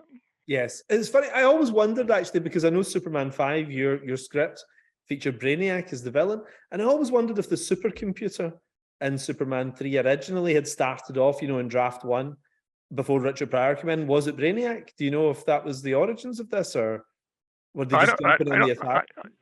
I don't think, but you're tangentially, I think Ilya had gone on record. So he had done a treatment, I think, before I was ever involved, where I think he wanted Brainiac and Supergirl to meet in a Superman 3. Right. And that didn't happen. And I think one result was that Supergirl got her own movie. Right. But there's some parallel worlds where Superman 3 is awesome. I mean, I'd love to see that awesome Superman 3. The way Star Wars and Star Trek had like a great trilogy of opening movies. I'd love Superman to have just had that same kind of dignity, running for several movies. Well, when we were trying to do our Superman, our mindset was, we'll just pretend Superman 3 didn't happen, and we literally picked up where Superman 2 left off. And as you could see in the script, we had a lot of Easter eggs or throwbacks to the Donner movie, because our feeling was try to emulate that, because that was the sweet spot of that whole series, was the way it was presented in Superman 1 and 2. When I read your screenplay, though, it's a funny thing, right? This is an odd thing, but these characters are fictional, but there is a way of writing them correctly and a way of writing them wrong, and audiences know it, and other writers know it, and most people do Superman wrong. It's really strange, and I've got a theory of why they draw Superman wrong and they write Superman wrong, and I think they're Marvel fans quite often coming in and doing a DC concept, so Superman will either look too angry or look too kind of look too soft, whereas Superman's got a particular look, and only a few artists, I think, draw it. Like Jose Luis Garcia Lopez draws it brilliantly, Kurt Swan draws it brilliantly, Alex Ross can do it well, but not many people get Superman right. And I think it's the same with the writers as well. Like, you can have some fantastic writers, but it's not Superman. Even Denny O'Neil, who's a great writer, it never felt like Superman. But I think you just nail it. And I hadn't recognized Superman's voice for so long until I read your screenplay for Superman 5, and I was like, he's back. That's the Superman I know. Oh, very nice to say that. I think it's a combination of things with Superman, because he's such an all-encompassing character that a lot of times writers bring what they want to bring to it, and they kind of invest what they think Superman should be, and sometimes that can work really well, sometimes not. I think one of the criticisms of the more current Superman movies is the so-called Zack Snyder approach, which is sort of like Chris Nolan's Dark Knight. It's just too grim for Superman. Yeah. Although Cavill himself is great. I do like Cavill, but the movie's grim, Yeah, and I think the epitome of that was when, I guess it was in Man of Steel, Superman actually kills Zod. Yeah. That was a very controversial scene for a lot of reasons. Oh, it was crazy. Yeah, it didn't work. Yeah. And even as I was watching it, I could just tell that there was just something off about it. It just didn't feel right for whatever reason. Now, there was a lot of great stuff in Man of Steel. Yeah. But there was just something off about it, and I think it's trying to do the Chris Nolan approach with Superman. It just doesn't work. Yeah. Oh, absolutely. But you nailed it. It just works. Another guy who I think does it very well is Mark Waid. Like, I remember when I was reading Kingdom Come, it just felt authentic. It was drawn properly, written properly. I think he's very, very good at Superman. Right, and I think Kingdom Come, not only Superman but the whole DC universe was really well served by that, and I think Kurt Busiek's that little miniseries he did, I really like too. I forget the title of it now. Secret Identity with Stuart Eminem. Right. Yeah. I love Kurt Busiek, and I think he and Eminem are a great team. It's a brilliant book. Yeah, so as we were talking the other night, I think what's going on with Superman now is I'm not really sure what's going on with Superman now, because there's just so many of them and so many permutations, and I guess if it works, more power to them. But I don't know that it's possible to go back to the way Superman was, Yeah. Well, Jerry Conway had a really interesting thing he said the other night, which was he thinks every 15 years there should just be a reboot, because it's unusual for somebody to still be reading comics after 15 years. It's a very small number of guys like us, who just love the stuff. And he said, just do a soft reboot every 15 years and just start over. And I think there's something in that, isn't there? Imagine there was just Superman and Action Comics and a restart. It'd be so accessible, wouldn't it? Well, yeah, I think whether it's by design or just reality or evolution, they do seem to change quite a bit in those kinds of time frames. And, sometimes it's hard to go back, like you can't go home again, like the Silver Age stuff. They a couple of times now they try to do Silver Age reenactments or whatever, and even getting the art to mimic the art of the 60s or the late 60s, early 70s, and it can be done, but it's just not quite the same. Yeah. Well, those were current to their time. Your thing has got to be current in the moment for a modern audience as well, isn't it? But you can make them classical. There's a way to do Superman stories, but it feels like, I sort of probably stopped really reading them in my late teens as much as I love them. I've fallen away from it quite a long time ago. Well, yeah, that's the normal progression. You're not supposed to stick with it. To be honest, I was probably about to give up comics myself when I started selling cover ideas, and then I said, "Oh, this is good." Then everything changed. But just as a fan, I was starting to reach my expiration dates, and that was when I was still in my late teens. So you're right. Naturally, you're not supposed to do this much longer than a few years. Although everything's different now because so many people turn pro so early that it's more like it's like going to school. Do you know your Superman 5 experience is so interesting because I'd always heard snippets of it over the years, but how close did it get to production? Were directors being spoken to? Did you talk to Christopher Reeve? Were a cast being assembled? Closer than you might think. It was supposed to. The first thing that was different was it was going to be shot in Orlando because that's where Ilya was based ever since the Superboy series. Yeah. And I remember we had a couple of meetings. The guy who did the effects for Predator 2, can't remember his name now, he had a bunch of sketches because he was signed on to be the production designer. So it got that far. And as far as Reeve, he supposedly was interested, but he wanted some kind of script approval, and it never got to an actual negotiation with him because what was going on, unbeknownst to us, was Warner's was starting to ramp up Lois and Clark. That was a TV series. Yeah. That was coming out in the early 90s, and there's no way they could have done a Superman 5 theatrically and a Lois and Clark as a TV series at the same time. Right. So that led to a situation where Warner's wanted to buy the rights back from the Salkinds.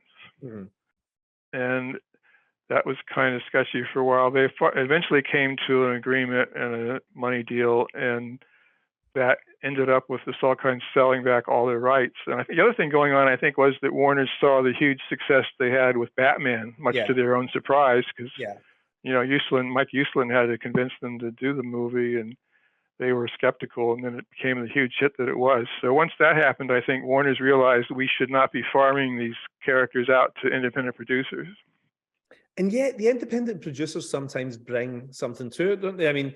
Quite often the best people are the guys who are out there as producers, like out there in the field, as opposed to the guys in-house. I think sometimes the producers have got better instincts than the executives. So absolutely. With respect to Superman, Warner's obviously had the character as a property for decades, and aside from the George Reeves show and maybe some cartoons, they never thought it had any potential to be a mass market movie property. And Ilya came in from the outside, and he had to convince them that this could be a gold mine, but they had to be. They came into it kicking and screaming. They didn't believe it, and I think no one was amazed more than Warner's when it turned out to be the hit that it was. But you're absolutely right. It's because an outsider came in saw potential and pointed it out to them. And I think that speaks well of the value of having independent producers be on a project. I think it's the same now. It's always been the same. Like, there's a reason these guys are making a lot of money as producers. You make more money as a producer than you do as an executive generally. You know, if you're a high-end producer, and it's because you have a certain skill set, you know, and you're too expensive to be brought in-house. Right. And I think for whatever reason now, Warner's has people that if they're not independent producers, literally they give them a lot of autonomy. I think for a long time, I don't know if it's still true, Zack Snyder had a kind of a deal with that. Where he was still working for the studio, but he had a lot of independence creatively, certainly more than a lot of people get. Yeah. And obviously Chris Nolan was able to write his own ticket creatively. Yes. Yeah. But it's expensive. I mean, I know Chris Nolan's deal, and it's a crazy amount of dough, you know, way more than anybody would get if they were working in-house, you know. So I can see why the studios don't want it. And it's harder to control people who are outside the tent as well, isn't it? Which studios love to do. Yeah, I mean, it's the superhero thing has become such a huge industry now that I'm not sure if any one or two or three people even can really be in control all the time. Yeah, I'm really impressed with the way Marvel's going into whatever this is now, Phase 4 or Phase 5. I mean, they're transitioning really well, and I'm very impressed by the Marvel shows on Disney Channel. Do you know, I can't get into them actually, and I love Marvel, you know, but I feel as if there's too much now, and they're spreading the talent a little thin. You know, I'm struggling a little bit with it. Whereas, you know, when there was 3 or 4 movies a year, and it was really high end people who were working on them, I just feel it's like Star Wars. You know, I just feel I kind of checked out a couple of years back. Are you still watching? Well, yeah. In their defense, what I would say is because each one is totally different. Some I like more than others. Some I don't like. But what I admire is their ability to totally change their, as Lester would say, change the chips. I mean, they make each one different. Yeah. Like the She-Hulk was nothing like the WandaVision, which was nothing like the. I mean, I can't remember. There's been like 6 or 7 now. I've lost track of them. There was a really good Loki one where he was there with, I think, Owen Wilson. Yeah. Like you said, lots of high talent, and they're being given freedom to really go off on tangents that you wouldn't think they would do. It's sort of like those special features they do in between Marvel movies where they have like a one-off where something happens. Sure. But I think they're ahead of DC in that regard, because I don't think DC has quite been able to get the kind of handle on their properties the way Marvel has. I think they will under James Gunn, though. You know, I'm really optimistic about James Gunn. I think he's a great hire. So I think he'll do stuff that we're not expecting as well, not the obvious stuff. Like, I want to actually get him on the podcast at some point. I know he'll be hesitant to talk about his plans, but he's such an interesting guy. I've always really liked James. He's one of those guys, he's been in the industry so long that everybody was so happy when he went from being a cult favourite to being this massive mainstream favourite. I think he's built up loads of goodwill, but also loads of experience. He knows his way around the block, you know. Oh yeah, I think he's doing Peacemaker, right, and as well as the right. I think he's a good choice, and unlike Snyder, I think he's not adverse to having humor be an element in what he puts out. Yes, yeah, which I think you really need, and especially DC stuff, which always felt a little lighter to me as well, you know. But it's funny, you must look at, like, when you were doing Superboy, I'd love to know your budgets, because I know this Marvel stuff. I mean, I've heard, somebody will contradict us, I'm sure, but I'd heard they were 25 million an episode, a lot of those shows. And I heard the Star Wars shows were way more than that, you know. And a big budget show now is normally about 12 to 15 million an episode. But what kind of money were you guys making Superboy for, you know, back in 1990, 1991? Oh, God, I don't know an exact figure. I'm sure it'll be embarrassing. If I had to guess, I'd imagine that our budget for an episode wouldn't cover the craft service table and an episode of Legacy, for example, or any of the CW shows, because we had to shoot it in 5 days. And every episode 5 days? Yeah, it was kind of 5 days, sometimes 4. it was a kind of surreal experience because it was hard work, obviously. But at the end of each week, Ilya would arrange for the entire cast that week to go out to dinner. Yeah. Depending on who the guest star was. So you know, there were weeks where I guess one of my favorite weeks was the week it was George Lazenby and Britt Ekland. They were playing Jor-El and Laura that week. I loved that two-parter. So George Lazenby as Jor-El's great casting as well. I love that. Oh yeah, because of my Bond thing, you know, I was getting to talk to him about Bond was you know, that was worth it just for I would have not taken a salary that week just to have those conversations. Whose idea was that you that came up with Lazenby as Bond? Yeah. As Jor-El? Yeah. And I'm not sure if it was my idea to cast him. I might have, if someone had asked me, I would say, oh, absolutely. And I thought Britt Ekland was a great choice for Laura too. Yeah. And another time we had an episode built around Sybil Danning. Now Sybil Danning had worked for Ilya in one of his European movies. I think it was Bluebeard, Richard Burton. Yeah. And she was like a fan favorite for being in some knockoff horror movies, whatever. Yes. But she was a big deal. Right. She was very grateful, and she said, "Oh, this is a great part," and blah blah blah. And she killed it. She was really good in the episode. She played a character called Succubus, who literally sucked the life out of Superboy, because that's how she would stay young. And she's been doing this for centuries. And when she finally gets her hooks into Superboy, she like ODs, and she goes from being 40 years old to 30 to 20 to 10, and she ends up being like a little piece of crystal. I guess they didn't want to show an actual womb, but but it was like a little too much too soon. So that was a great episode. Michael J. Pollard was there for a while. I'm not sure. He might have been playing McJezpitalik, if I'm not mistaken. Yes, that was because Jack O'Halloran's in the same episode, I think, isn't it? Yeah, I think you're right. And I think, Gilbert Gottfried came back a couple of times. He played a character called Nick Nack. Yes, he was fun. He was really fun. And I'm sure I'm leaving a lot of people out, but yeah, each episode, regardless of how difficult the shoot was, had to be done in 5 days because the budget was so strict. Well, it's funny, you know that show, season 1 appeared in Scotland back in 1990 or whatever, 89, and then no more. It disappeared onto like a cable channel. You had to pay for it to get it, and we were too cheap to pay for it. But I downloaded them all last year in lockdown, and I'd got my kids into Silver Age Superman because there was no external influences. They were forced to just listen to me for like a year and a half, So they became obsessed with like Mort Wiesinger era Superman, and they read all the years right up to like about 86. They read all the Superman books. And then I showed them the show and they were obsessed with it. So by the end of lockdown, my kids had the same taste as a middle-aged man. It was amazing. But another thing. I think they're on the. I think they're on. Is it Paramount Plus? Disney owns Warner. There's so many streamers now. I get mixed up, but I think it's all available on streaming. I think it's the. HBO Max, I guess. HBO Max has got it, I think. Yeah, but we downloaded them. We got them on Amazon and we bought the whole lot, and it was great. We loved it. It was really fun. And I don't want to keep you too long, but the other thing I wanted to bring up was the Flash, because obviously you're so synonymous with the Flash as well as Superman. I would guess you've written more Flash comics than anyone in history, haven't you? I mean, you had a 15-year run, so you must have the longest run ever on the Flash.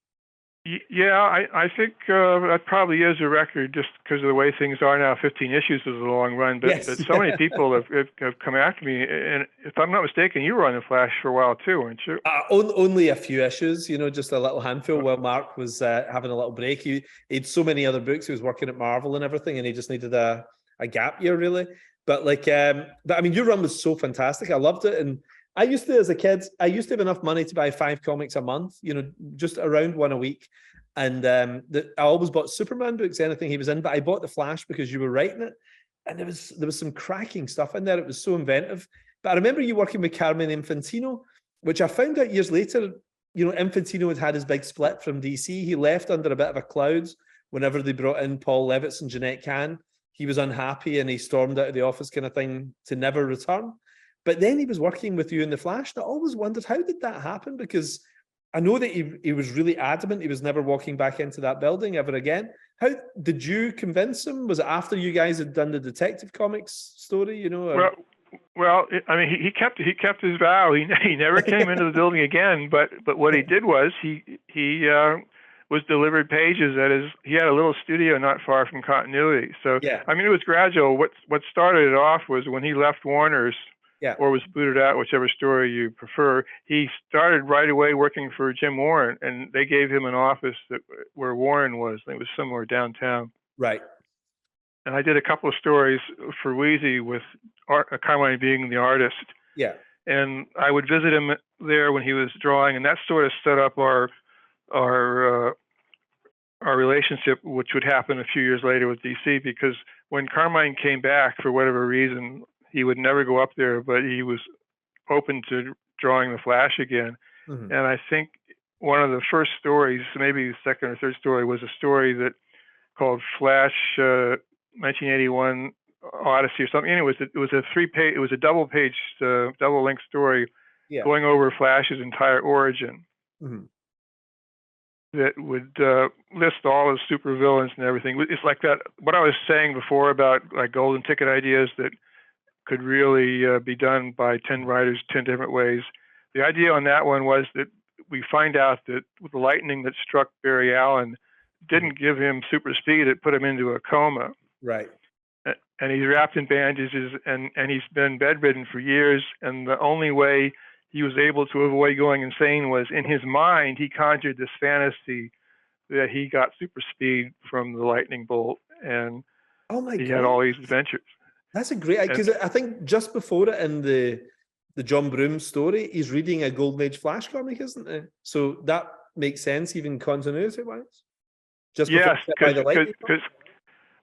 Flash was the original meta character. Because you're right, even going back to the first Flash story of all time, the one that Kanigher wrote, there was a panel where he's looking at an actual Flash comic from the 40s. Yes, that's the one. Yeah. Oh, was that Kanigher who did that? Yeah, was that Kanigher? Yeah, Kanigher wrote for whatever reason, he wrote the origin story for Julie when Flash was a showcase issue. But that story setup allowed me to go over all of the Flash characters. So, like, when you do anniversary books, you sometimes want to do like a compendium of all their villains or all past stories. Yeah. It's what they used to call, when we were doing Superman, a bottle show. Mm-hmm. On Superboy, if they were low on money at some point, they do a show that would incorporate lots of flashbacks from previous shows. So the overall budget would be lower because you were using previously used footage.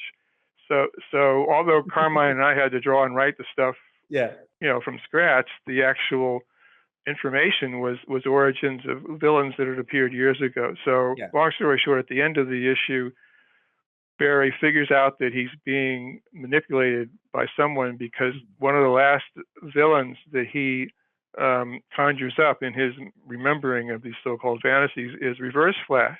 Mm-hmm. And it occurs to him at that point, wait a minute, how can there be a Reverse Flash if I was never the Flash? There's nothing to reverse. Right. Oh, great. Yeah. So that's how he figures out that he's being duped, and turns out it was abracadabra the whole time. Awesome. That was a great run, a really great run. I loved it, right up to the trial of the Flash. Which, how many episodes did that run for? How many issues? Yeah, I got a lot of heat from that too. I think originally it was going to be like a year, but what happened was that horrible death in the family meeting with Dick Giordano took place early in the trial, so-called trial. Mm-hmm. So knowing what the end was, they gave me an actual end date. I knew exactly how many issues I had, and I think originally my idea was to have the trial wrap up maybe a year or whatever, and then go on to something else. But because I knew everything was ending, I just figured, well, I'll try to milk the trial to the max. So that's what I did. Yeah. And so the trial was literally coinciding with the Crisis on Infinite Earths, because I think the last issue of The Flash was the month before his so-called death in the miniseries, if I'm not mistaken. Yes. Which was so well hidden, wasn't it? Issue 8 of Crisis, I remember when the Flash dies, being shocked, because there was no internet to find out at the time. It was, it was like losing a neighbor or something, wasn't it? It was such a big deal, the Flash dying. Yeah, well, Flash, because once Julie left the Flash and sales might have been starting to get wobbly, they were willing to experiment, and luckily they allowed me to be the arbiter of that experiment. So after Julie, the first editor I think that came on was Ross Andrew, and Ross had his own ideas, but one of the things that came out of the Ross Andrew run was the death of Iris, which was in itself another shock, because that wasn't really done that often. Well, I remember there was a lot of groundbreaking stuff, the death of, the wife of the main character, a courtroom drama, which you'd never seen in a superhero comic before. It was, Flash felt like it was breaking loads of ground at the time. It was a really good time.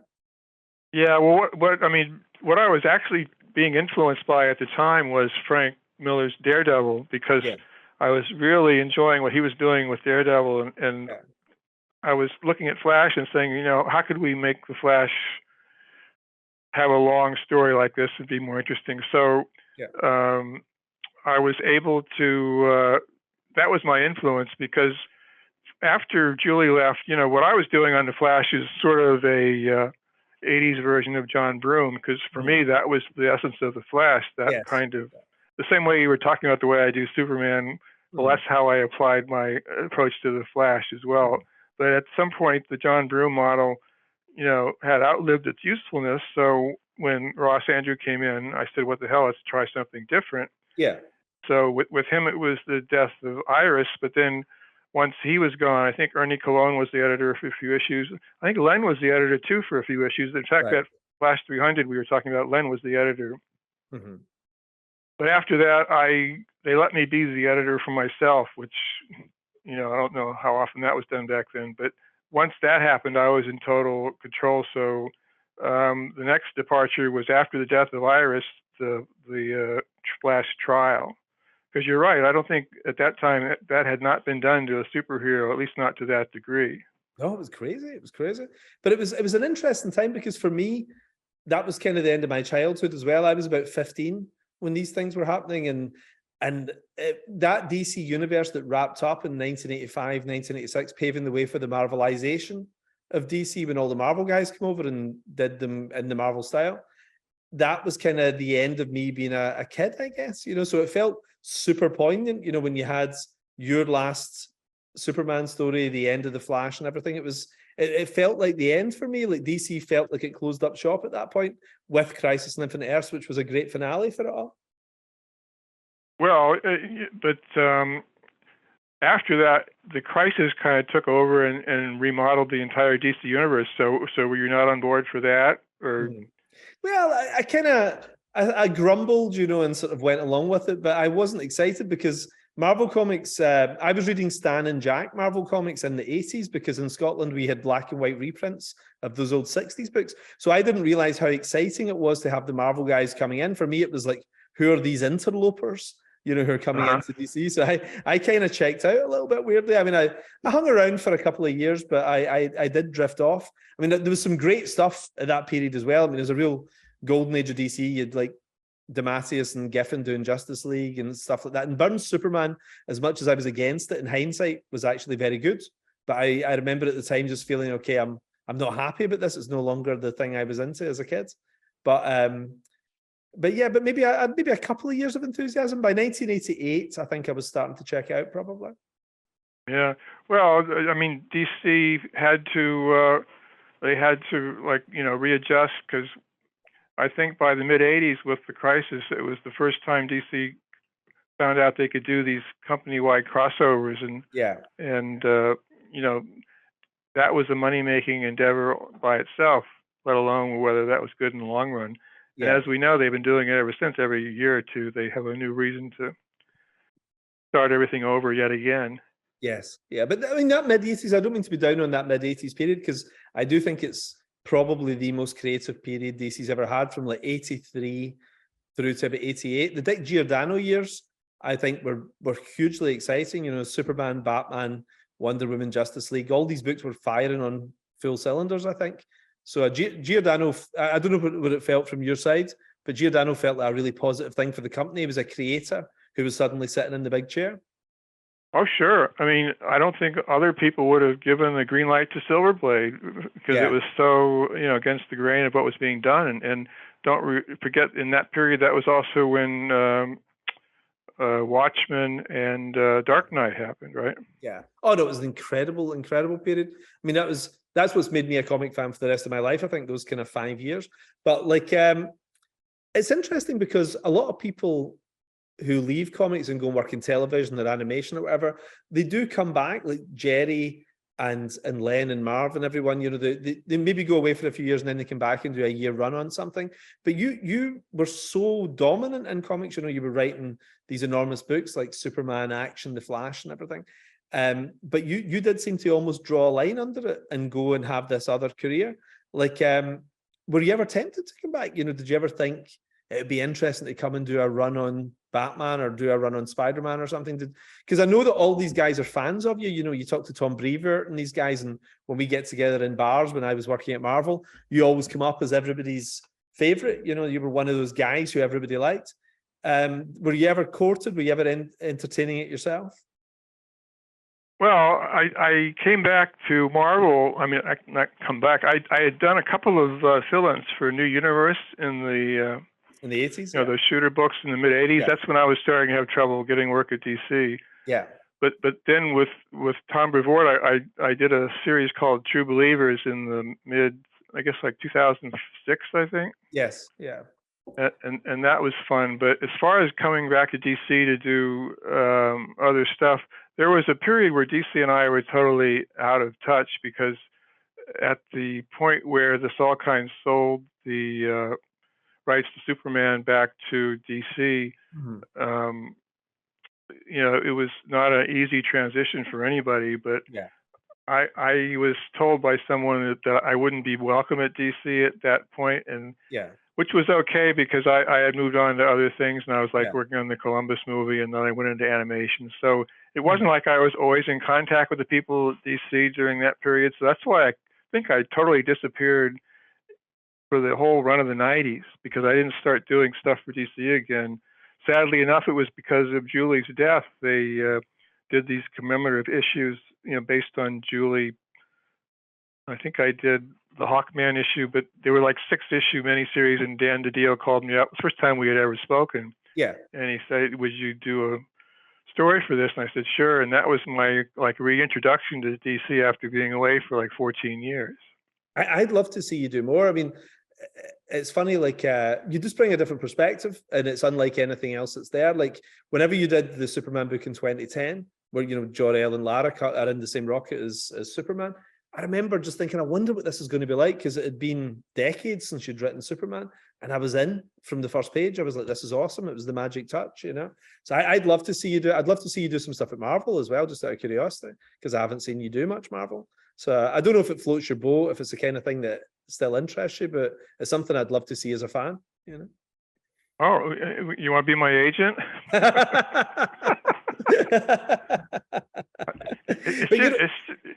It's just so much competition now, and you know the other side of the equation is DC and maybe to a certain degree Marvel have like downsized in recent years. I mean, yeah, because of you know, so it's like there are fewer jobs, and it seems like more and more people out there wanting to do them. So I'd say you know the competition right now is probably more intense than it's ever been. Wouldn't you agree? As far as And yet I'm reading less books than ever, which is weird. All my friends say the same thing. And I mean, my friends who are in their 20s, 30s, 40s, you know, it's like everybody's, there's not a lot of heat right now in comics. I mean, on the manga scene, it's fantastic. I mean, all the stuff that's brilliant there, but I think the American scene just seems to have gone a little sedate. I'm not really, I mean, there's some good books. There's always good books out there, but I think there's always room for good stuff. And I just think I'd love to see your perspective, you know, like with your experience, what you've done. I'd love to see you back doing a 6-issue Superman run or something, just see what it's like, you know. But I mean, just to wrap up, I mean, in all honesty, when I started this podcast, I contacted you and I said I wanted you to be in there right at the beginning. Like guys like you and Jerry and everybody are the guys I grew up with, obviously, but there was just always a magic to your stuff. And I don't know if you ever sort of think of it as a period in your life that's a long time ago, or you wonder if people still love it and everything. And I just wanted to say they do. And I'm one of them, you know, and when I talk to other pros, I told some pals tonight I was going to be talking to you, and artists and writers all dropped me emails and said, oh my God, give him my best. You know, I love Cary's stuff. But always remember that there was somebody in Scotland lying in bed reading this stuff when they were a kid, you know, in days off school or the summer holidays on the bus to school, swapping it with their friends. Like your stuff was magical. But really your stuff was magical to me, you know, and I genuinely wouldn't be doing the job I'm doing if it wasn't for you and your stories, you know. So I just want to say thanks very much, Cary. Well, that's really nice of you to say. I mean, it's like everything goes full circle. You've gone on record saying that your Red Sun miniseries was sort of inspired by that story Elliot and I did. 100%. Yeah, where the rocket lands in Russia, and of course you took it a whole new level. But when I did the Last Family of Krypton in 2010, that was directly based on what you did in Red Sun, because literally it was the same format, 3 issues, double length, and so that wouldn't have happened if you hadn't done Red Sun, and Red Sun wouldn't have happened, I guess, if you hadn't read that story when you were a kid. Listen, Cary, I owe you a lot more than you owe me, believe me, you know. So. But listen, I just want to say thanks very much for taking the time. I know you don't do many interviews, so it's a privilege having you on. I can't wait to have this up there with all the other ones, all the people I like. Well, it was my pleasure. I'm really glad you called, and you know, I'll be watching to see what comes out on Netflix next. Cool. Thanks very much, Cary. All the best then. Good night. Okay, so long. See ya. Bye. Hey folks, thanks for tuning in. Don't forget, we've got The Magic Order, American Jesus, and Nightclub Issue 1 this month for only $1.99. Next month, Nemesis Reloaded. The final orders will be coming in soon, so don't miss it. See you next week.